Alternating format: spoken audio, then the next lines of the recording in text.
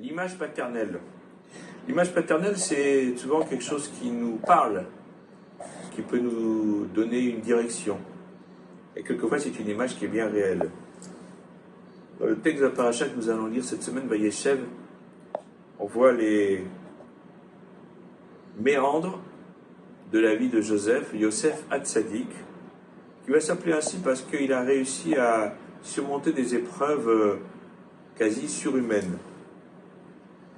Il est en Égypte, il est esclave, il est vendu à Potiphar, et la femme de Potiphar a jeté son dévolu sur lui. Et le texte nous dit Vaï kayom azé vayavo abayta la asot melarto. Voici le jour où Joseph arrive pour faire son travail.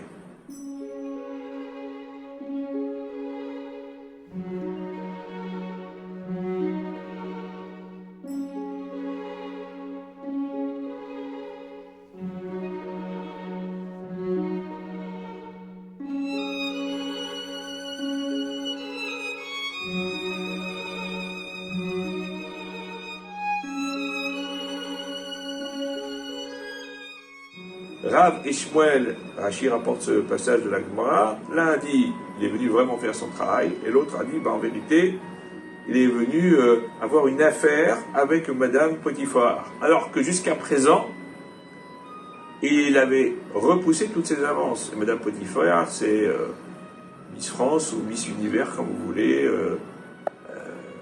qui lui court après, qui se pâme devant lui, et lui il refuse. Et à un moment donné, il cède à ses pulsions. Et donc même de s'interroger, il dit, mais en fait, comment agir dans la Avodat Hashem, le service divin? La première façon, la plus sereine, c'est de rester à l'abri de toute tentation. Et donc, c'est ce que dit d'ailleurs le roi David dans les psaumes, le premier des Télim, Ashrei Aish Asher Lo Alach. Bienheureux l'homme qui n'a pas été dans les chemins tortueux, qui n'a pas suivi les conseils de gens impies, etc. Le second chemin, c'est celui de se confronter au Yetzer Hara, au mauvais penchant. Mais la confrontation, elle peut quelquefois avoir des conséquences fâcheuses. Et donc Joseph, d'après en tout cas Aman de Amar, une des versions de la Gemara, décide de se confronter. Et il n'est pas loin de trébucher, de tout perdre en un instant. Et l'image paternelle lui apparaît dans la vitre. Et alors là, il se souvient qu'il est le fils d'Abraham, Yitzhak et Yaakov, qu'il a une vocation spirituelle et qui ne peut pas tout gâcher pour quelques instants d'un plaisir futile, qu'il aura vite oublié, mais qui restera comme une marque d'infamie à tout jamais sur lui et sa descendance.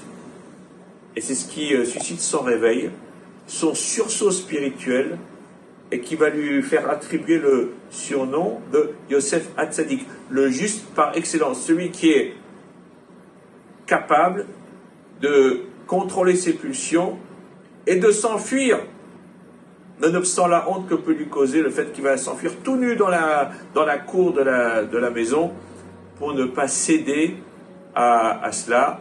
Il a gagné son Gan Eden, il a gagné sa part au monde futur de manière exceptionnelle, car il vaut mieux être humilié devant les hommes et grandi devant l'Éternel. Shabbat Shalom.